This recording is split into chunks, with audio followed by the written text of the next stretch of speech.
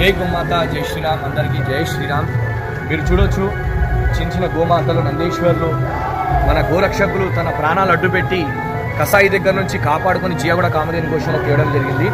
సుమారు ఈ రంజాన్ నుంచి సుమారు 3 నుంచి 4 వేల గోవులని మన గోరక్షక గోభక్తులు కాపాడుకొని జియాగూడ కామధేను గోశాలకు తేవడం జరిగింది.